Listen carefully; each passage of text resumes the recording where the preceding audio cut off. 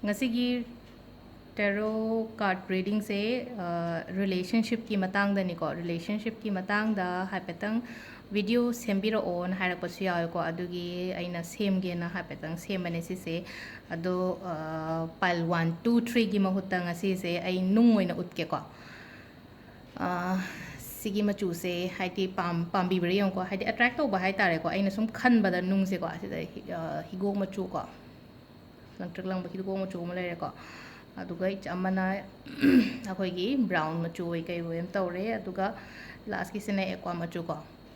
do khwai dagi aina khwai dagi thawaina taba do hai tare ko adu do khanbi rasi ko ngatang haidi nga sai ha bagi sigi blue machu sina phabra phajabra natraga brown sina phajabra natraga sai ising machu sina na phajabra haiba do ko ado adugi matungina hangdoga yengminarase ko ado ahamba blue machu sigi hana lokthoga yengase ko sigi se o 3 of wands and hai ko se sigi card se somgi relationship se adum yam phana chatli ko hoji hoji aduga se da sigi relationship ta na bai ni nungshina ba laiye ko nungshina ba laiye adagi hadi akoina respect lai bodo partner se ama gi damak da hai tar le ko hadi love and romance laiye adu mathak ta hadi na bai ni ma amana understand to bi ba hai tar ko adumaina laiye ko aduga amana koi ba chatlo kholo hai ba su lai ko se hadi akoina traveling gumba su katang indicate tawe ko sai kan se da aduga akoigi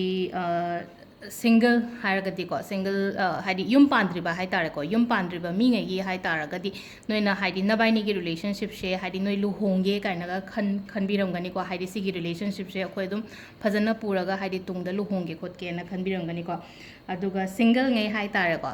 hadi single ngai adum single oine happy lai ko jikse hadi moi gi oina di aduga sometimes relationship se smaina koina lapna gumba lei basu le rangani ko somna khangnari ba mi do haidi mana atopa lama ma da somna atopa lo lama ma da adumaina gumba adumaina gumba su indicate tawi ko sija adu sida leire ahamba gi akoi gi blue machu stone khan bangai gi ko mathangi amu yemina si ko matangi ani subagi se sigi akoi gi brown color gi nung se ko adu sigi se yemina se ko card se kai haina lakke ha matam da te hangman haina lai ko hangman se khatang negative card kumba oini ko si se ado hoji se matam se cha de ko noina haidi makha ta na haidi na bai ni gi relationship to lu hongge khot ke kaina ga du maina leiraga di haidi akai no to haji to bi ginu ko aduga already labor relationship labor khot pangai hai tare ko adum banam kai to ge haidi apha apun yam toksilong gani ko sigi relationship sida haidi engon da foundation mayam ma thambo do si to nang si to ba ya de nang si to ba ya khole adu restrictions mayam ma hai tare ko nangi partner du gi side ta nupa du gi side te gi ogera nupi du gi side te gi adum ba mayam do na haidi nangon da haidi amukha haidi poto huoina oibodong hai tar ko adu si se haidi sigi toxic se remove to biyo ko si isha dagi ko haidi sigi keno se hai tar ko sigi hu se remove to biyo haidi engon da manung du da lai ibang sai mayam do wakhan do na ni ko haidi adu si se amuk so hai ko haidi decision logo matam da ko yum pandri ba mi oi taraga decision gumba logo matam do hatu ji lo decision gumba logo no ko haidi kaino ko lo kaina hai ba matung da lai ko aduna matam haji katangi oina di haidi just nang se matam sida surrender to thokpiyo haidi ko sida hai just go with the flow ko haidi adum matam siga adum chapmino haji ki oina di decision gumba kemta lobi ko no ko haji lairi ba film du dum lai chano masa matanda nangi matam do phagala akanda haidi sisina pochina phagale hairaga di haidi makha tabiyo phalaktre hairaga di adum tokpiyo ko sida leire aduga last ki card sida ngai ko last ki card ngasai gi ising machu se ko si amang do minarase se last ki ahum supa sida ngai ko ahum supa se ang ko se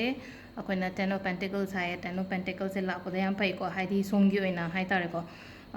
yamna comfortable lifestyle ama oigani ko haidi secure environment haidi imung du da leiba nungai gani aduga nabaini gi marak understanding yam leigani aduga paisa nungsa gi awat pa kaishu thuido pa leiro ko stable oina phajana leigani ko sidagi hena haningai leitre ko haidi sida loina mak phajana pir ko yum kai dagi angang dagi kari dagi adagi ahanaman gi blessings su loina mak leigani ko adu sida leire ngasi gi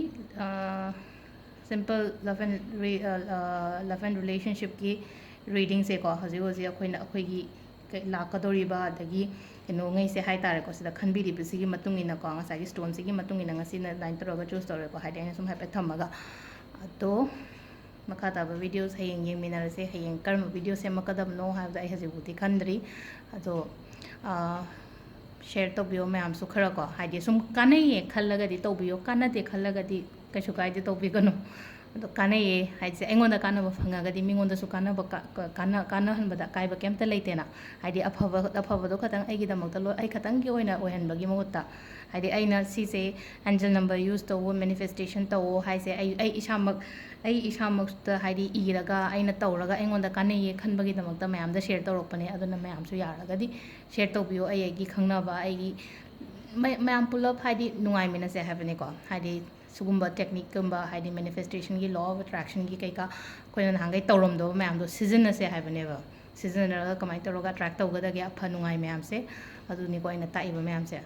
ꯑꯗꯣ thank you ꯉꯁꯤꯒꯤꯗꯤ ꯂꯣꯏꯁꯤꯜꯂꯁꯤꯀꯣ ꯁꯤꯗ